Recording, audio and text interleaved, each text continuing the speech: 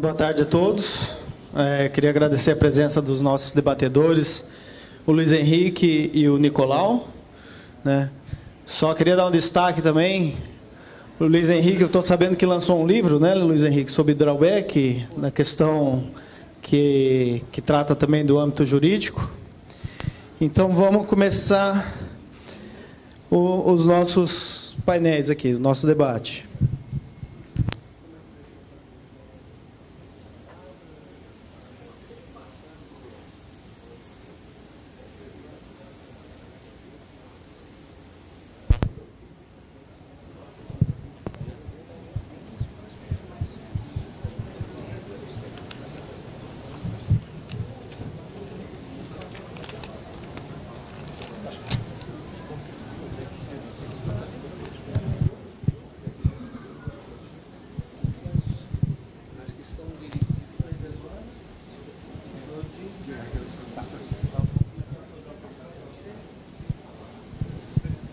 Eu vou começar os trabalhos aqui, conforme a gente está fazendo uma pequena conferência aqui, fazendo uma pergunta ao nosso debatedor a respeito da fiscalização aduaneira, para que o Luiz Henrique possa responder.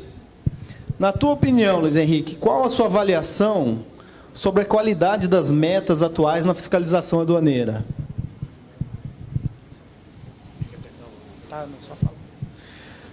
Boa tarde a todos. Bom, antes de responder especificamente essa questão, eu gostaria de tratar de dois pontos. O primeiro deles são visões, no meu entender, como positivas para estabelecer metas. Na verdade, são três partes para esse sentido positivo das metas.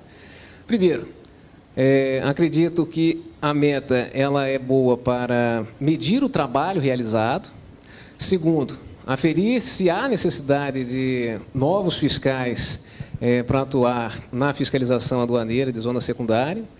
E o terceiro ponto é para se evitar que haja uma distribuição excessiva, uma quantidade excessiva de trabalho para determinados auditores, enquanto outros acabam não recebendo essa mesma quantidade, tendo uma, vamos dizer assim, uma igualdade elaborativa. Todo mundo recebe uma quantidade proporcional em termos de quantidade de fiscalizações, em termos de complexidade. Bom, e o segundo ponto, antes de responder a pergunta, eu gostaria de apresentar um anexo. Nesse anexo, eu coloquei alguns pontos que achei mais interessantes em relação ao ponto das metas de fiscalização e que tem por base 4 normas vigentes. Uma portaria da Receita, de 2014, uma portaria da SUARE e 2 portarias expedidas pela COANA, ambas da COANA de 2014. Vamos para o seguinte? Bom, nessa primeira tabela, nós temos lá, aquelas 2 primeiras linhas, uma indicação na própria legislação que há um limite de 20% da carga de trabalho que pode ser direcionada para atendimento a demandas externas. Ministério Público, Polícia, enfim, as demandas que não são surgidas dentro do próprio setor de pesquisa e seleção. Na terceira linha, nós temos a portaria 1687 de 2014, com um ponto que eu destaquei. A indicação clara de que o procedimento fiscal será precedido de uma atividade de seleção e preparo, com parâmetros técnicos definidos pela SUARE e pela SUFIS. Essa portaria de 2014, ela instituiu o TDPF, substituindo o antigo mandado de procedimento fiscal. Um ponto que eu acredito que deve ser pensado é que, como essa portaria foi publicada no Diário Oficial em 18 de setembro de 2014, ela é aberta ao público em geral. E, se ela é aberta ao público em geral, o fiscalizado ele sabe que antes da abertura de um procedimento fiscal existe um trabalho de pesquisa, um trabalho de levantamento de indícios. Ou seja, se não houver indícios razoáveis, na minha opinião, pode haver algum tipo de medida judicial, alguma tentativa de embaraço por parte do contribuinte em relação ao andamento do procedimento fiscal. Na quarta linha, nós temos a Portaria Soares de 2009. O DPFA, Dossiê de Pesquisa Fiscal Aduaneira, ele é necessário para a abertura do procedimento fiscal com descrição necessária e detalhada dos indícios que o fundamentam. Os indícios levantados no DPFA eles são fundamentais para que a execução da fiscalização seja rápida, alcance a meta desejada dentro de um prazo razoável e, infelizmente, em alguns casos, nós não temos o DPFA ou os indícios que estão lá nesse DPFA, eles são um pouco abstratos. Bom, na Portaria Coana número 58 de 2014, no artigo 4º, nós temos os parâmetros para a seleção da fiscalização aduaneira, metas e diretrizes fixadas no Plano Nacional de Fiscalização Aduaneira, que é elaborado pela Coana até o dia 31 de outubro para viger no ano seguinte. São considerados também a gravidade dos indícios de infração, o risco aduaneiro, o valor de renúncia fiscal, estimativa do crédito ou da apreensão, a vinculação com outras fiscalizações, recuperabilidade do crédito. Esse ponto da recuperabilidade do crédito eu leio como se aquela matéria que será objeto da fiscalização, como ela vem sendo vista pelos órgãos julgadores administrativos e judiciais. E o último ponto desse artigo 4º é a questão da decadência, que, na minha opinião, a portaria poderia ter ido um pouco além e ter fixado um prazo mínimo. Vamos supor, a fiscalização aduaneira deve ter pelo menos um ano antes da decadência ocorrer. No artigo 5º, ainda dentro dessa portaria Coana de 2014, a preferência pela limitação a 2 anos calendário, constando no dossiê de pesquisa fiscal aduaneira, para evitar uma fiscalização extremamente grande, abrangendo 5 anos, envolvendo também o perigo de uma decadência iminente. E o artigo 11, em seguida, nós temos que a pesquisa e seleção pode abrir diligência ou demandar investigações extras via projeções da COPEI. Essas diligências, esses documentos que são anexados eventualmente no dossiê para abertura de fiscalização, eles podem acelerar muito a execução da fiscalização em si. Eu já peguei uma vez, aqui lá na Inspetoria do Rio, nós estamos em Niterói, uma fiscalização que estava tão bem fundamentada e tão bem instruída que em uma semana eu já mandei o auto de infração com todas as provas, mas não é, infelizmente, um caso muito frequente. Pode passar. Pode passar? Bom, mais uma outra portaria da Coana, também de 2014, nós temos pontos em destaque. As metas de qualidade, metas de quantidade de fiscalizações são elaboradas pelas unidades locais. Dependendo da unidade, você pode ter mais auditores fiscais alocados a essa atividade específica de fiscalização aduaneira ou menos. Por exemplo, na Inspetoria do Rio, se não me engano, são cerca de 30 auditores que executam especificamente a fiscalização aduaneira. Em Volta Redonda, nós somos 4 fiscais. Por isso que há uma previsão na portaria da Coana que a quantidade de fiscalizações elas são ajustadas de acordo com cada unidade. Porém, um ponto que eu acho negativo, na minha opinião, é que a revisão das metas ela não pode ser feita pela própria unidade, mas apenas pela Coana. A unidade local determina a quantidade, determina a sua meta de acordo com o seu contexto, mas a alteração ao longo do ano precisa de um aval do órgão central. No artigo 9, eu acho que nós temos o que na legislação me parece o mais interessante. A pontuação dos procedimentos de fiscalização aduaneira, tanto no artigo 9º quanto no artigo 8º. Entre as alíneas A e F, nós temos uma distribuição de pontuação. Funciona muito parecido com a faculdade. Na fiscalização executada na Inspetoria do Rio, cada auditor fiscal alocado no setor de fiscalização tinha uma distribuição de carga de trabalho que chegava a 10 pontos por ano. Se você pegar, por exemplo, na linha E, a revisão aduaneira, de uma maneira geral, exceto as questões que envolvam valoração da mercadoria, valoração aduaneira, elas valem, cada uma delas, 0,6 pontos. Obviamente que para você atingir 10 pontos ao longo do ano, você vai receber mais de 10 procedimentos fiscais, se todos eles versam apenas e tão somente revisão aduaneira. Porém, na linha A, vocês podem ver que a matéria, quando se trata de uma renúncia fiscal, por exemplo, um regime aduaneiro especial, como o Traubec, o Recof, o Repetro, ele já tem um valor, um peso maior, 1,65. A unidade local de fiscalização aduaneira de zona secundária estabelece a sua meta. No caso da inspetoria, como está no quadro da observação, era estabelecido 10 pontos por ano para cada fiscal. No artigo 8º, também um sistema de pontuação, que são questões que podem ou não aparecer ao longo da fiscalização.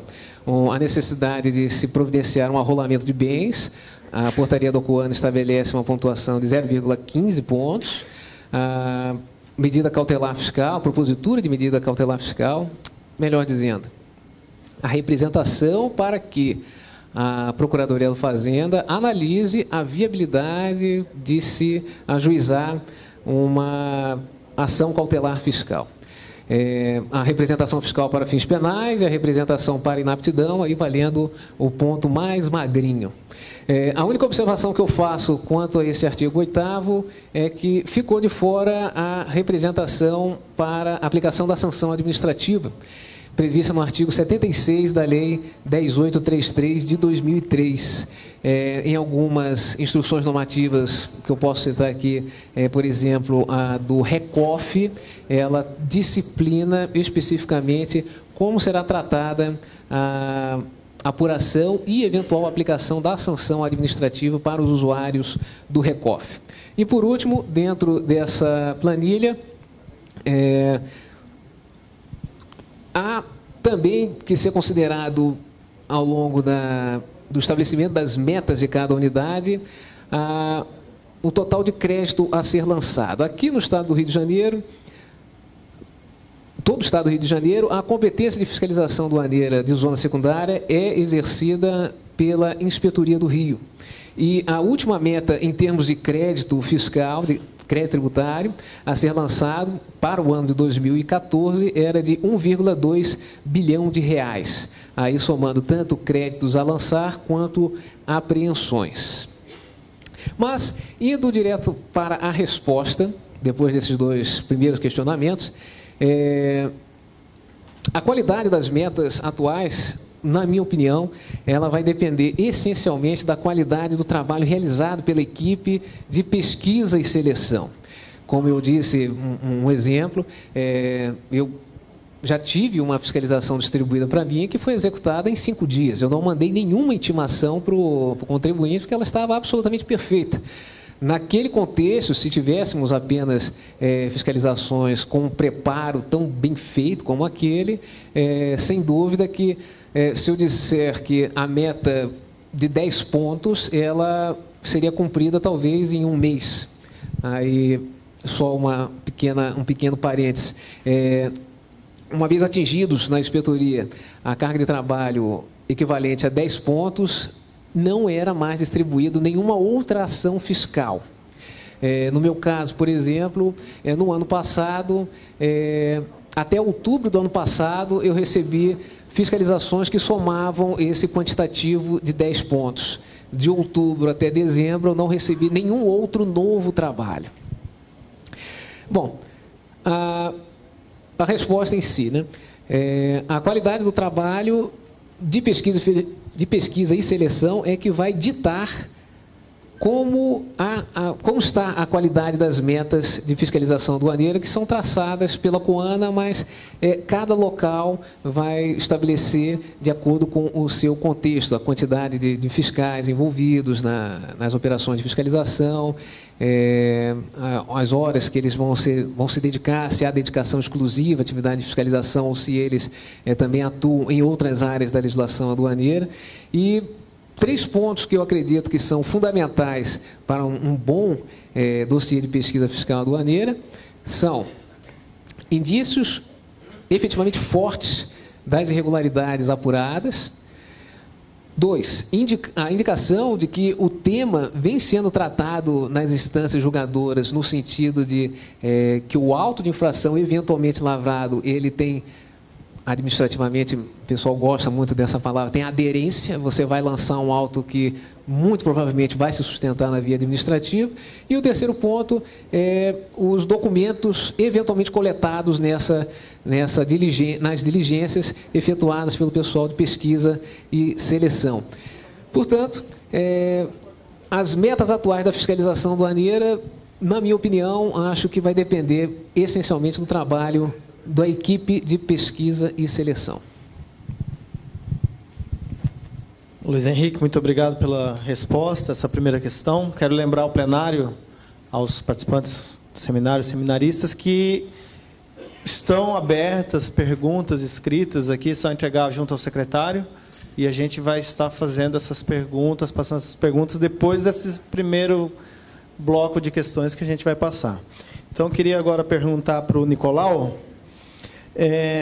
como você avalia a portaria 974 de 2014 quanto à sua eficácia na mensuração do trabalho das XORT ou XCAT? A instituição, ao longo de sua existência, ela sempre possui mecanismos de avaliação do trabalho do auditor fiscal. No caso das DIORTs e de CATs, a legislação que rege a matéria no momento é a portaria 974 de 2014, que está intimamente ligada a um sistema da Receita Federal do Brasil chamado e-processo. No e-processo, então, os procedimentos atribuídos a um auditor fiscal, eles tornam um processo dentro desse sistema, tem uma numeração. Vou citar um exemplo. Determinada empresa ela tem um pleito junto à Receita Federal. Ela vai até o CAC, protocola aquele pleito, aquilo é cadastrado dentro do sistema e torna-se um processo, é feito depois, mais tarde, uma verificação daquele pleito, encaminhado para o setor competente, aí caiu lá, no meu caso, na DEMAC do Rio, onde trabalho, caiu na DIORT, a chefia, ela vai e repassa esse processo para um auditor fiscal para que resolva a questão. Paralelo a esses procedimentos, foi feito um procedimento chamado mapeamento de processo. Internamente, no caso da DEMAC, a gente tentou se antecipar o que a administração iria fazer. A gente verificou tudo aquilo que era feito por nós na DEMAC, as etapas que ocorriam para que a gente realizasse os determinados tipos de trabalho, quanto tempo a gente gastava com aquilo. Verificamos, então, através do diálogo, conversa lá entre os colegas, a forma ideal de se fazer e chegamos à conclusão com relação ao que fazer e quanto tempo gastar em cada processo. Então, cada processo dentro do e-processo, ele é visto como uma quantidade de horas. Uma análise de uma DECOMP, 30 horas. Tomando-se por base que, ao mês, nós possuímos de 20 a 22 dias úteis em determinado mês, a gente vai ter de 160 a 176 horas de trabalho no decorrer de um mês. Eu precisaria, então, fazer algumas decompes para que justificasse, então, a minha produção durante aquele mês. Mas, assim, é previsto dentro desse sistema, assim, outras atividades. Não é somente o trabalho executado. Ele possui 4 campos principais. Assim, o primeiro campo seria de processos saídos. Então, os processos que estão sendo concluídos dentro daquele mês. Eu vou listar os processos. Existe um campo de horas estimadas e, logo a seguir, um outro campo chamado horas efetivas. Necessariamente, eu não preciso gastar todo o tempo e, se por acaso houver necessidade de exceder a quantidade de hora que foi prevista, não há problema nenhum. Eu posso, um processo que normalmente se leva 30 horas, mas devido a determinadas especificidades daquele processo, eu levei 40, 50 horas, eu vou colocar lá, levei 40, 50 horas, isso é aceito. Além dos processos saídos dentro do mês, existe um outro campo no qual eu vou listar os processos no qual eu trabalhei dentro daquele mês, mas não cheguei até uma conclusão. A conclusão vai se dar em outro mês. Eu estou analisando, cheguei à conclusão de que eu preciso de mais informações, eu emito um termo de intimação ao contribuinte, aí fico aguardando a prestação de informações dele para poder concluir aquele trabalho. Eu listo também, então, esses processos que foram trabalhados e não concluídos dentro do mês. Mais tarde, existe um outro grupo de campos, intitulados Outras Atividades, na qual tem informações a respeito de determinadas atividades mais específicas, como de chefias, outras que são comuns a todos os auditores, reuniões técnicas administrativas que são realizadas dentro do setor, quantas horas foram gastas com esse tipo de reunião. Está previsto nesse campo também para que sejam listadas as horas gastas através de eventos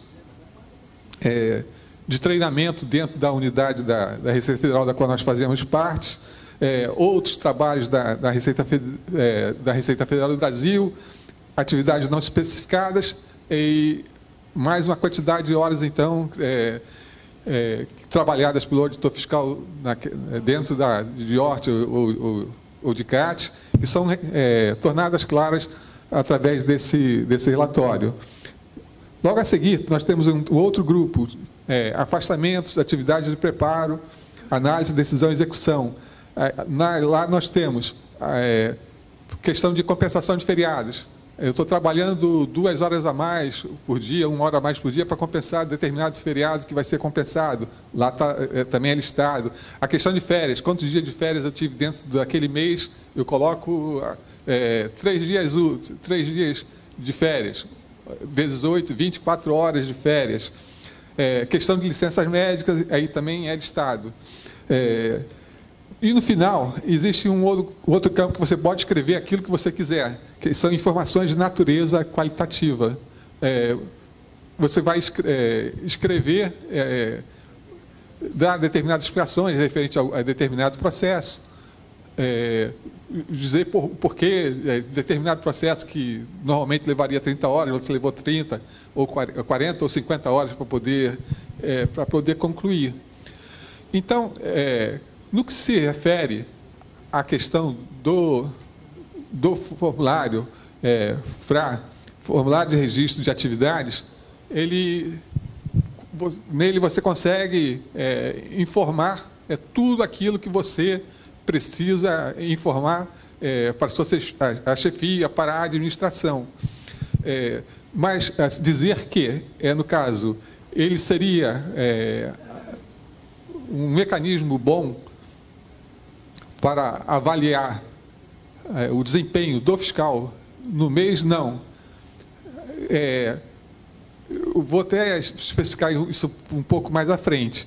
Acredito que assim é uma boa ferramenta de acompanhamento dos procedimentos fiscais. Já há algum tempo dentro da casa, oriundo da Receita Previdenciária, não foram poucas as vezes em que vi processos que ficaram parados dentro de uma repartição anos sem que ninguém viesse a trabalhá-los. Acredito que através dessa ferramenta, a administração tem como gerenciar e verificar aqueles processos que estão parados há muito tempo. É uma excelente ferramenta gerencial no trato dos processos.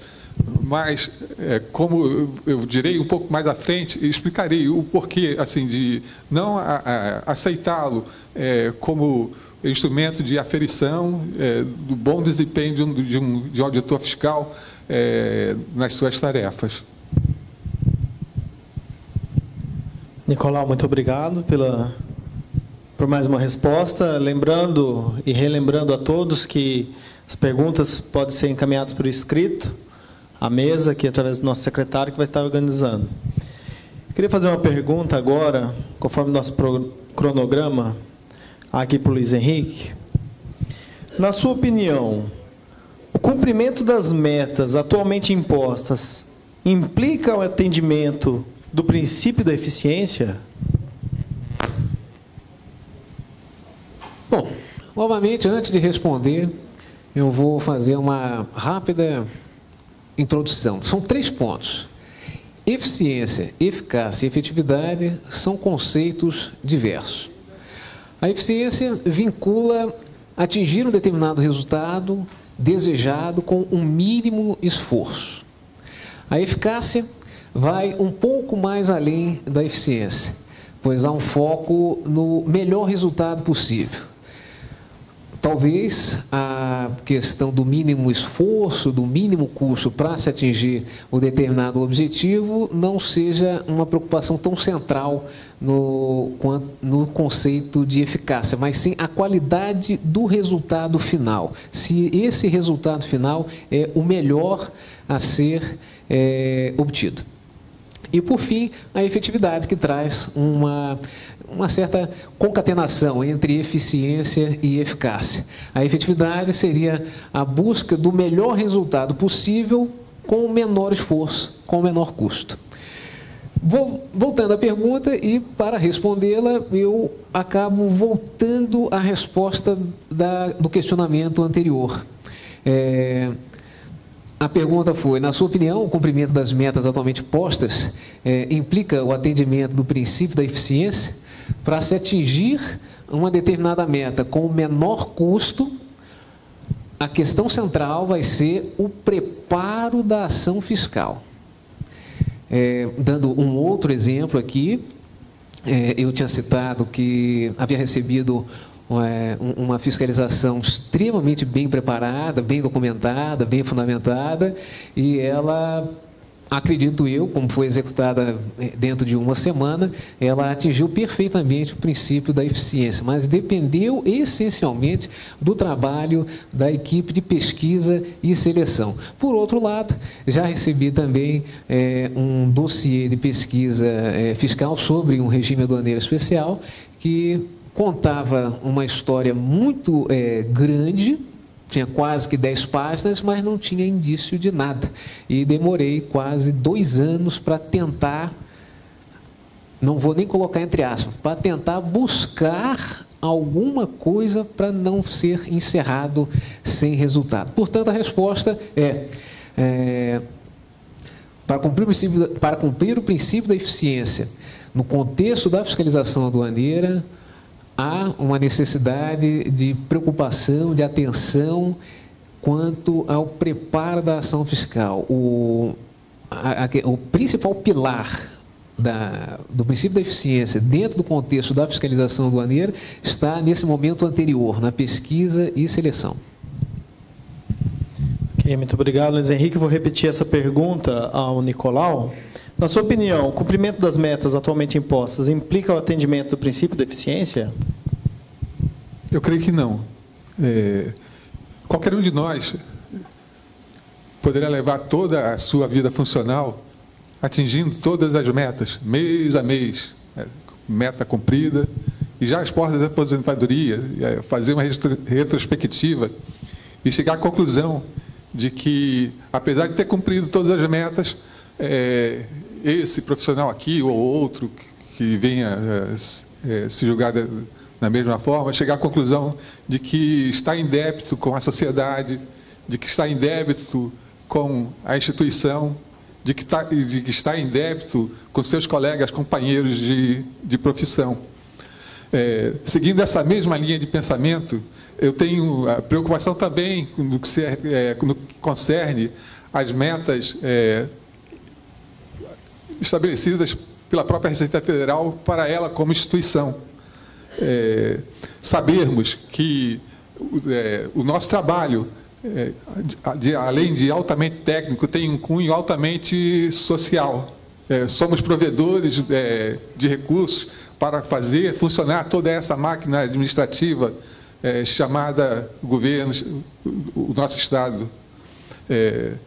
Então, apesar da instituição ela conseguir quebrar as metas estabelecidas, atingir os alvos, os impostos a todos nós, sabermos que, mesmo assim, existe sonegação em alto índice ainda ao nosso lado. Apesar de alcançarmos, como instituição, essas metas, olharmos para o nosso lado e vermos que existem inúmeros irmãos brasileiros passando fome e vivendo muito mal. Apesar de alcançarmos todas essas metas, olharmos ao nosso lado, vermos nos noticiários dos jornais, vermos que inúmeras pessoas adquirem vantagens ilícitas via corrupção, e nós não conseguimos detectar todas essas irregularidades, todo esse enriquecimento ilícito, bilhões que circulam fruto da corrupção dentro e fora do país. Então, o simples atingir meta não é o nosso objetivo. A gente tem que, como instituição, se queremos a valorização do nosso cargo, nós temos que justificar e mostrar que realmente possuímos alta importância para a sociedade brasileira através do nosso trabalho. Ok, Nicolau, muito obrigado. Eu vou abrir uma pergunta agora também para ambos os panelistas. Luiz Henrique, qual a sua opinião sobre o CARF no contexto do contencioso administrativo tributário? Bom, eu vou dividir esse questionamento em 3 etapas, mas, na verdade, 4 pontos preliminares, a resposta e um por fim. Vamos aos pontos preliminares. Recentemente, com o decreto 8.441 de 2015, publicado em 30 de abril de 2015, foi instituída uma gratificação para os representantes dos contribuintes, no seu artigo 2º, mas condicionado ao pagamento, à existência de dotação orçamentária e autorização específica na lei orçamentária anual. Segundo ponto, no dia 18 de maio de 2015, foi publicada uma notícia no site da OAB, dizendo que os conselheiros representantes dos contribuintes e que exerciam a advocacia teriam um prazo de 15 dias a partir da publicação daquela decisão, que na verdade foi uma consulta, se não me engano, formulada pelo ministro da Fazenda, pelo Ministério da Fazenda,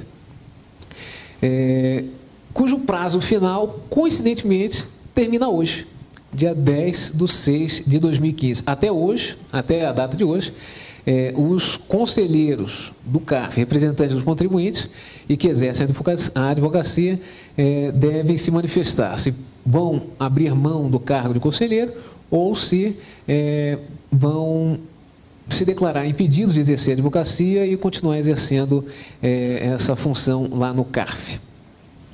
O terceiro ponto, que atinge praticamente todos nós, consta do artigo 28 do Estatuto da OAB, a Lei 8.906 de 94. O inciso que eu quero chamar a atenção é o inciso 2. Eu vou ler para os senhores.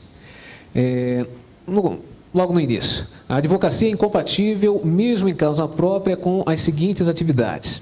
Inciso 2. Membros de órgãos do Poder Judiciário, do Ministério Público, dos tribunais e conselhos de contas, dos juizados especiais, da Justiça de Paz, dos juízes classistas extintos. Aí agora vem o destaque. Bem como de todos os que exerçam função de julgamento em órgãos de deliberação coletiva da administração pública, direta ou indireta. Um ponto seguinte, o último ponto dessas preliminares, o artigo 8º caput e o parágrafo 1º do Regulamento Geral do Estatuto da OAB. Diz lá: a incompatibilidade prevista no artigo 28, inciso 2, que eu acabei de ler, do Estatuto, não se aplica aos advogados que participam dos órgãos nele referidos, na qualidade de titulares ou suplentes, como representantes dos advogados. Representantes dos advogados não é o mesmo que representantes dos contribuintes que estão debatendo, os representantes dos contribuintes como conselheiros. No parágrafo 1º desse artigo 8º, ficam, entretanto, impedidos de exercer a advocacia perante os órgãos em que atuam, enquanto durar a investidura. Vamos à resposta, então. Na minha opinião, o que vem sendo discutido hoje de ser incompatível é algo que já existe há 21 anos.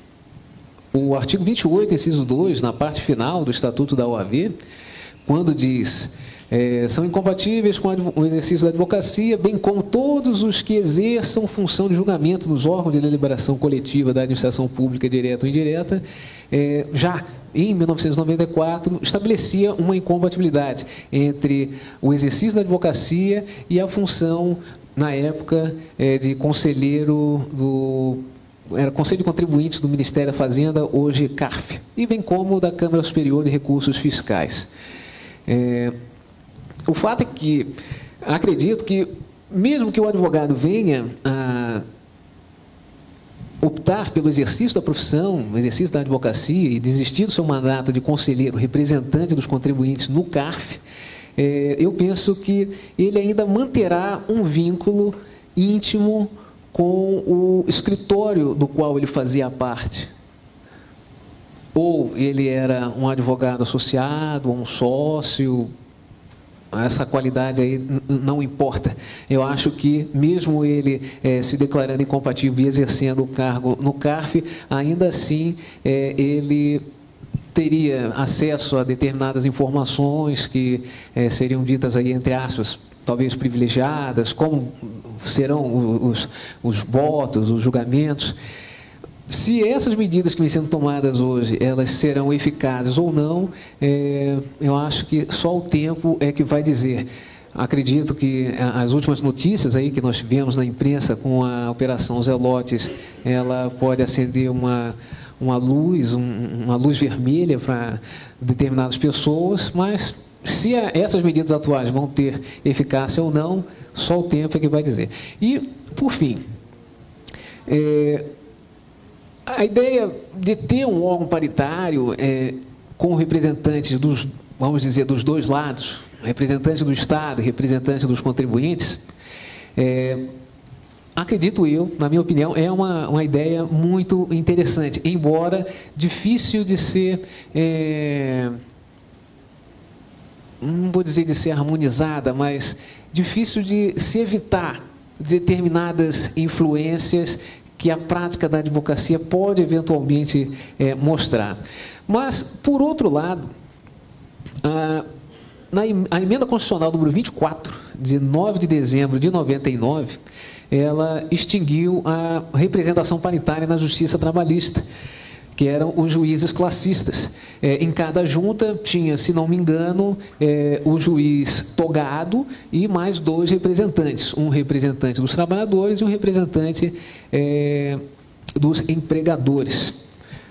Bom, na minha opinião, se foi extinto essa representação classista, nós podemos talvez tirar alguma ideia de como essa representação paritária ela foi encarada pelo legislador constitucional, no sentido de não permanecer em uma representação paritária. Também repito a pergunta para o Nicolau. Qual a sua opinião sobre o CARF no contexto do contencioso administrativo tributário? Repetir o que ele falou é desnecessário. Eu poderia acrescentar um determinado aspecto no que tange a importância do julgamento. É um órgão colegiado de forma paritária, representantes do governo e representantes das empresas em igual número, desde que, então, os representantes das empresas altamente corporativos no que tange a defender os interesses das empresas, desde então, um representante do governo, ele vem a votar junto com os representantes das empresas, a empresa ganhou o julgamento. E com detalhe, no caso, a decisão do CARF, quando favorável à empresa, ela é definitiva. Não há a possibilidade da administração pública ir para o judiciário tentar manter aquela decisão. O inverso já não ocorre.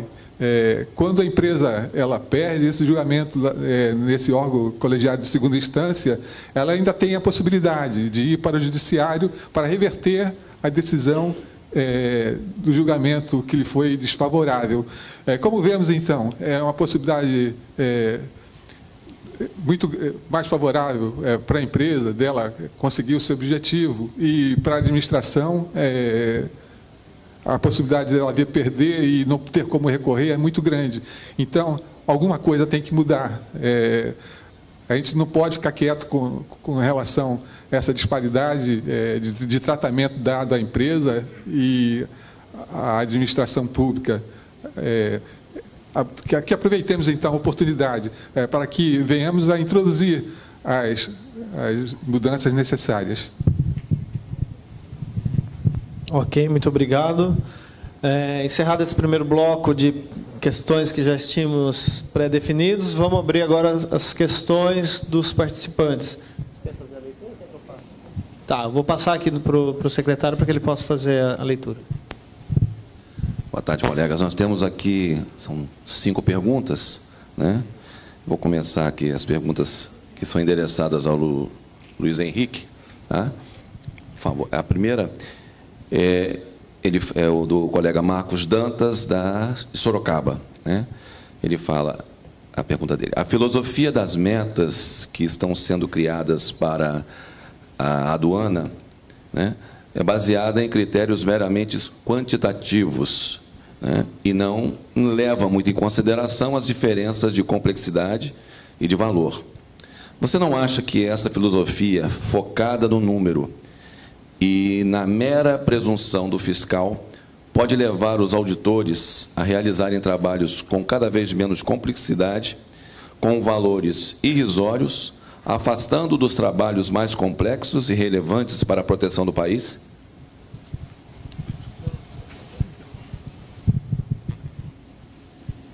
Deixa eu dar uma lida nova. Tem. Uma lida novamente aqui.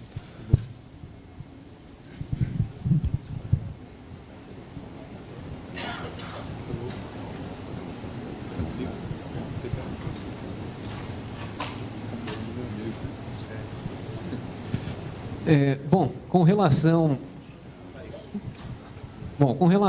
à questão de trabalhos menos complexos,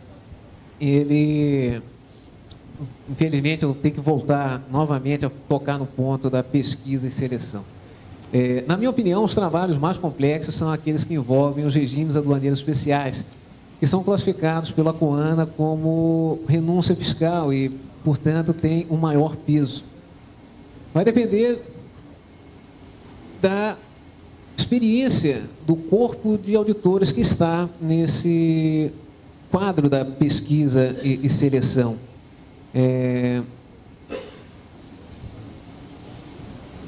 No último ano, um ano e meio mais ou menos, a maioria dos trabalhos que eu recebi, eles poderiam ser ditos de menor complexidade. Trabalhos que envolviam interposição fraudulenta, às vezes aplicação de multas isoladas, mas alguns dos quais atingiram valores bastante substanciais. Já tive auto de infração de 49 milhões de reais, Acredito que se a preocupação é em termos de valor, eu acho que isso aí é difícil você mensurar. Tem até multas que só surgem ao longo da fiscalização. Uma empresa que some, uma situação que você tem que resolver diante de situações que não tinham sido previstas inicialmente. Eu não sei se eu respondi a questão. Tá bom, Marcos.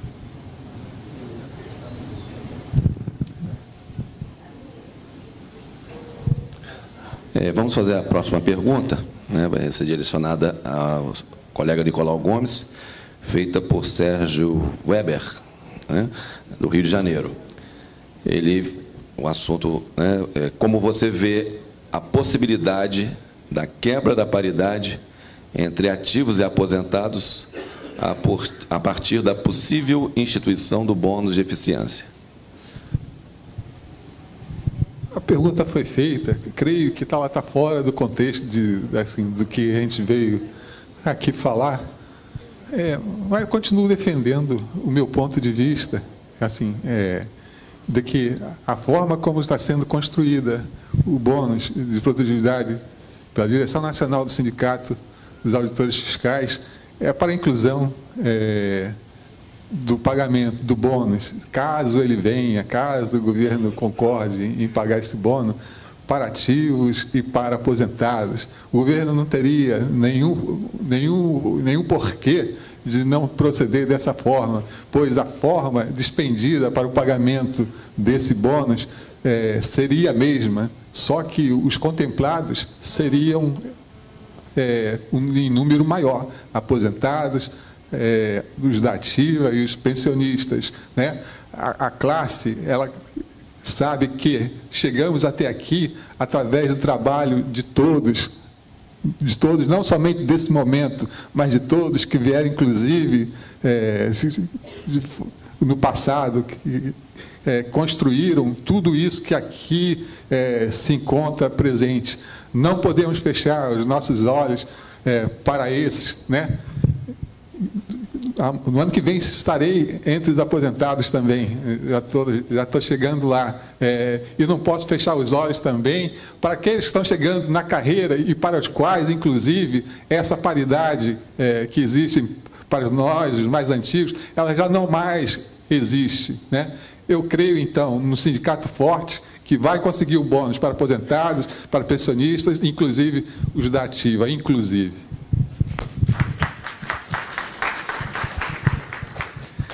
A próxima pergunta, né, feita pelo Leonardo Picanso, aqui de Niterói, vai endereçada ao Luiz Henrique, né? Vou lê-la.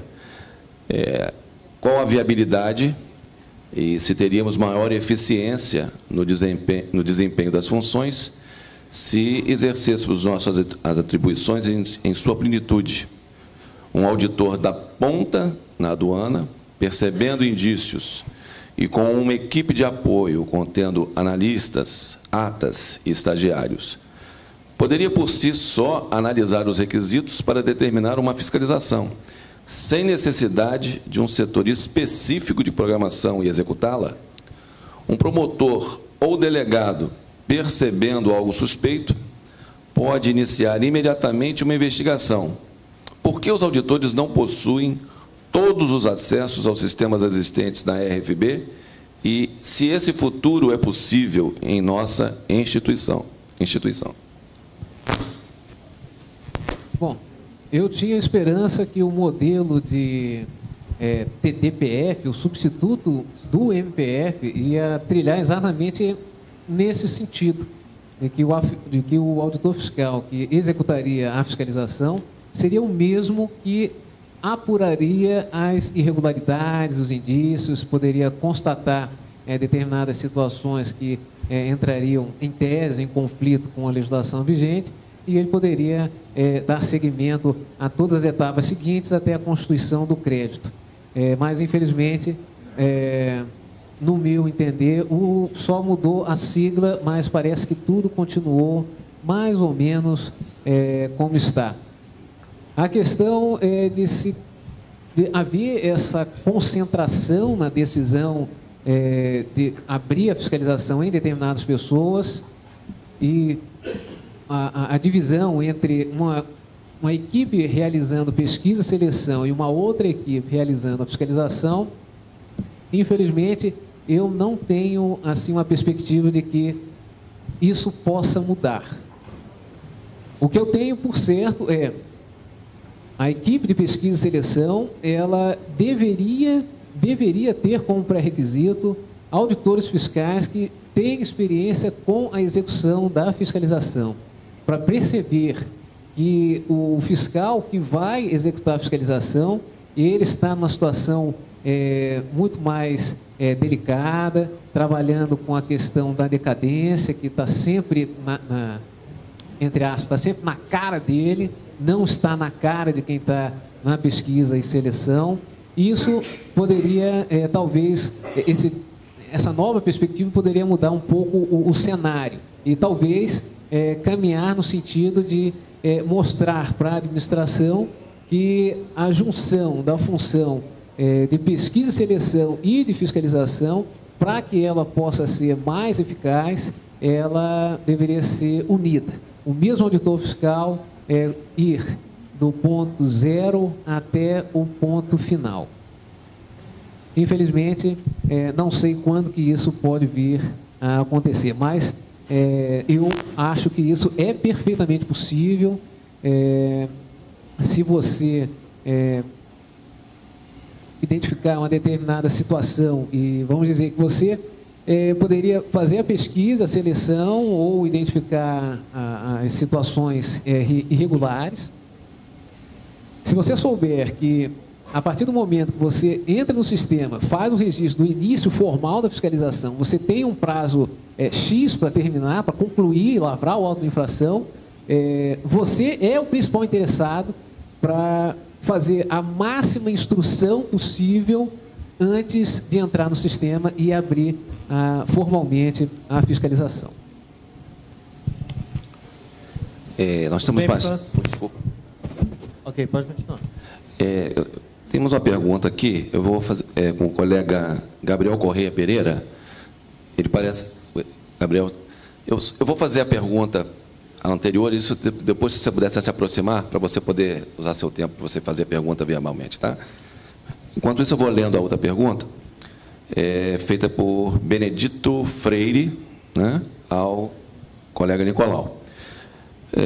Na sua resposta sobre as metas, você as considerou adequadas para o acompanhamento das chefias e da administração. A pergunta é: você não acha que as metas atuais estariam prejudicando a especialização e o aprofundamento do conhecimento do auditor fiscal, na medida em que a exigência de resultados imediatos implica em superficialidade de análise e estudo dos casos? Já está quase acabando, eu estou ficando mais tranquilo. Está muito nervoso, está até com medo das perguntas que seriam feitas. Mas, assim, antes da sua pergunta... Você quer que eu fale um pouco mais?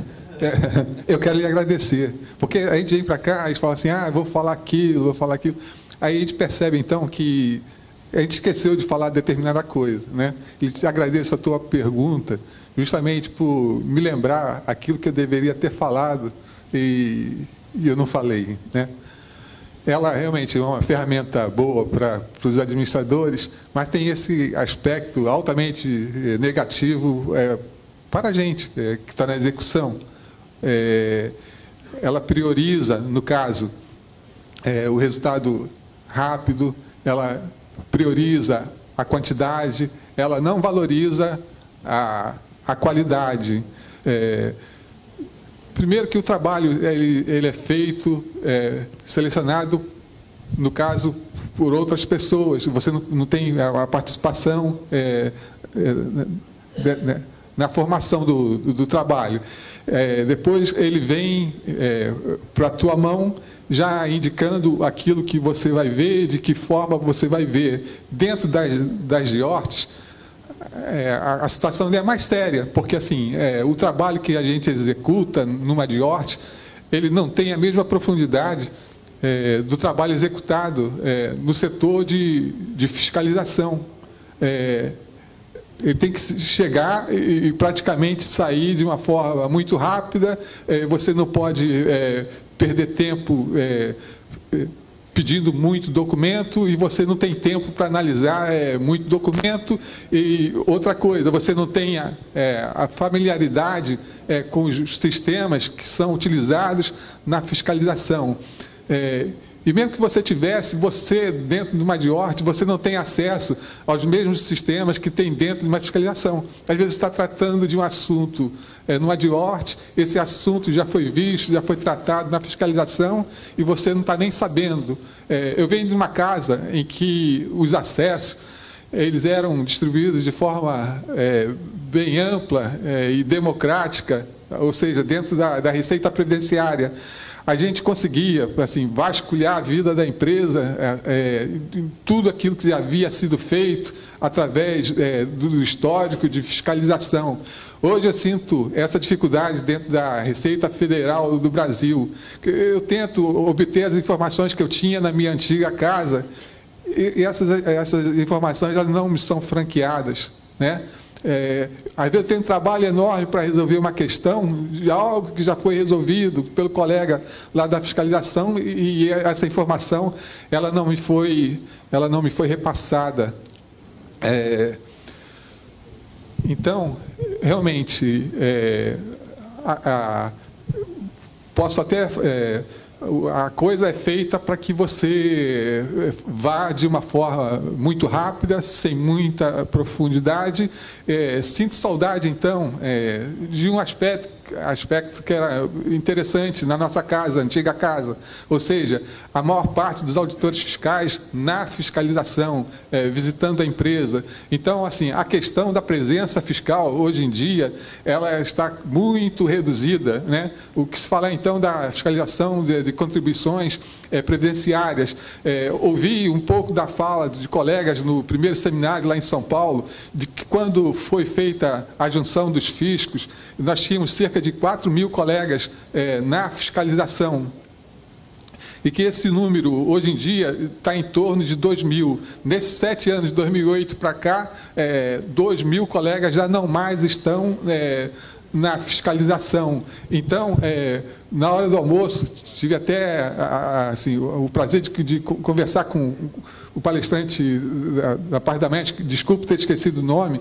Ele falou de forma segura e com muita propriedade. O contribuinte, ele não tem mais medo da presença fiscal, porque ele sabe que a presença fiscal ela é muito improvável, e tem a certeza de que não vai ser visitado, principalmente o pequeno contribuinte. Então, a questão de evasão fiscal, de sonegação, ela segue em grande escala em todos os segmentos. Bom seria que realmente o fiscal tivéssemos mais fiscais fiscalizando, e que tivéssemos mais tempo para que o auditor fiscal pudesse desenvolver seu trabalho. Ok.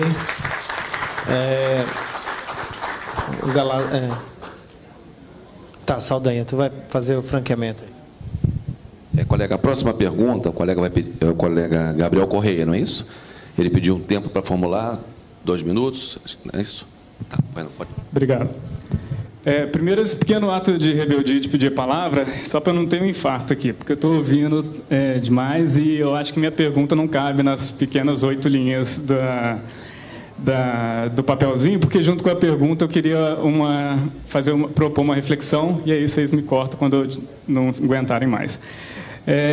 Por causa do seguinte, a minha pergunta tem a ver... mais para o Luiz Henrique. Luiz Henrique. É o seguinte, esse seminário é maravilhoso, eu achei que foi uma luz assim, lançada pelo sindicato, mas quando eu vi as propostas de São Paulo, eu achei que elas são muito pouco ambiciosas. Eu escrevi um texto depois sobre o futuro do nosso cargo, em que eu tentei explorar a hipótese de que um tanto da nossa insatisfação tem a ver com o nosso modelo de gestão adotado pela administração, que é centralizado e hierarquizado, na minha visão, ultrapassado, porque é tipo de uma sociedade industrial, quando a gente já vive uma sociedade pós-industrial, e falar de futuro é de falar de uma sociedade ainda mais diferente.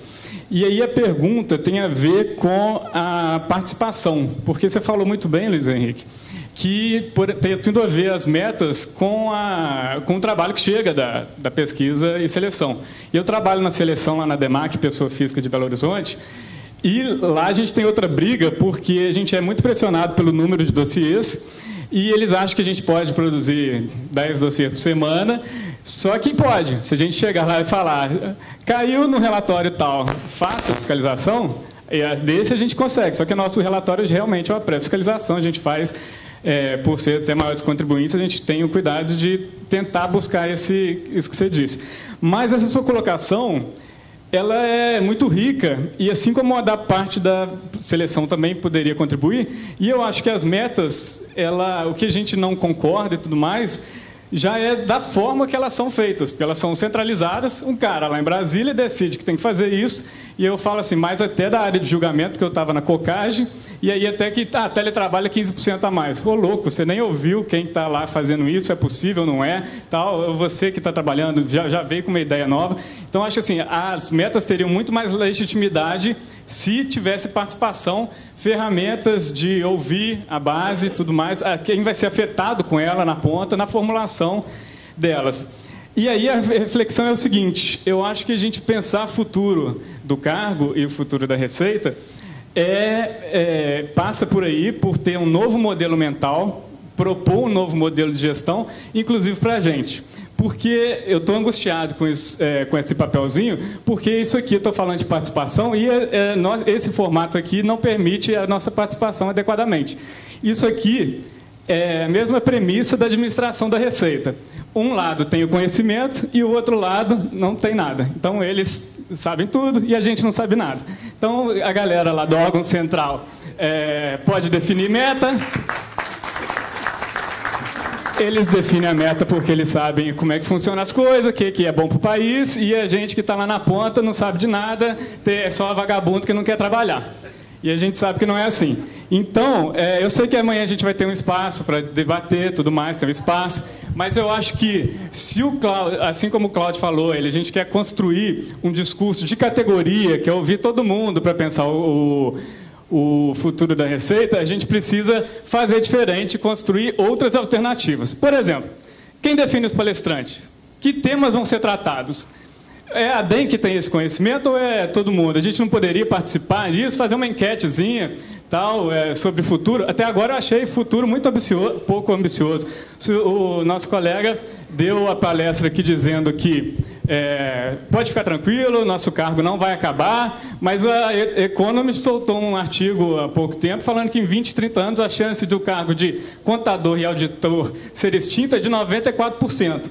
Então, eu acho que a gente precisa fazer diferente. Essa questão da participação ela é muito custosa, é difícil mesmo, só que a gente precisa usar mais para construir o futuro diferente que o Galásia colocou aqui com tanto otimismo, que a gente é capaz, a gente precisa de novos modelos mentais. Então, eu queria deixar essa reflexão para que a gente pode ousar mais, e a gente tem muito conhecimento aqui. Eu acho que se a gente souber extrair e construir coletivamente, experimentar, fazer diferente, eu acho que a gente pode construir, sim, um futuro, desde que seja ousando mais, construindo conjuntamente, construindo um em cima da ideia do outro. A gente vai poder ter alternativas muito melhores do que só repetir esses seminários muito formais, assim, que acaba que a gente não consegue criar esses espaços e extrair todo esse conhecimento que cada um, com certeza, tem para contribuir. Era essa a reflexão que eu queria propor. Gabriel...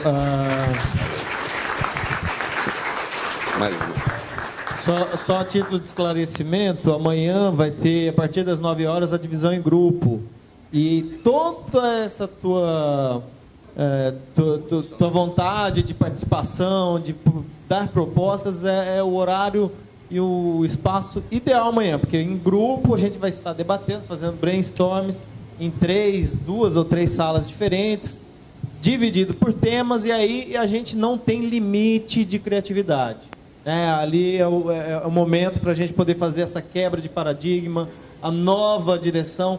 Muitas vezes a gente acha que não, mas surgem ideias geniais nesses locais, e essas ideias, quando elas são geniais, elas são aproveitadas e levadas a cabo. Então, eu espero que você tenha uma ideia genial para salvar o nosso cargo, para poder dar um futuro. E eu já li o contrário a respeito da contabilidade, que eles, apesar de estar ganhando cada vez mais, que eles vão precisar ser cada vez mais eficientes e mais inteligentes para dar conta da nossa demanda, da demanda da Receita Federal. Então, vou abrir aqui a palavra ao Luiz Henrique para ele possa concluir.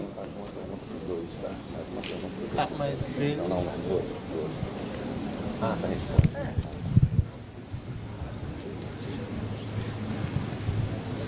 que o Luiz Henrique está falando que não teve pergunta, mais uma explanação, né? Então eu vou passar para o Saldanha fazer a próxima pergunta aos debatedores. A próxima pergunta é feita para os dois, né, os dois colegas, feitas pelo colega Antônio Elias, de Brasília, né? Ele começa a pergunta, né? A sociedade nos cobra, para os dois, para ambos os palestrantes. A sociedade nos cobra ações fiscais sobre pessoas físicas que se beneficiaram ou se beneficiam pela influência política, parentesco com governantes, ex-governantes. O sigilo fiscal não protege essas pessoas cujo enriquecimento ilícito é do conhecimento de toda a sociedade?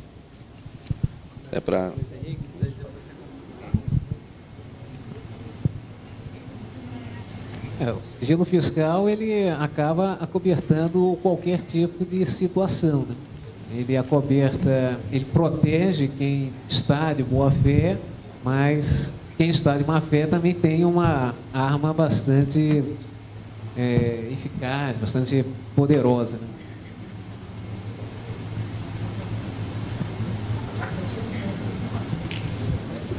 Acho que a resposta mais contundente que a sociedade espera da Receita Federal do Brasil nesse momento é a questão do trato de forma correta, se é que ele está sendo feito, eu desconheço se assim está sendo feito, no trato das pessoas que se enriquecem de forma ilícita, que é através de empresas ou como pessoas físicas.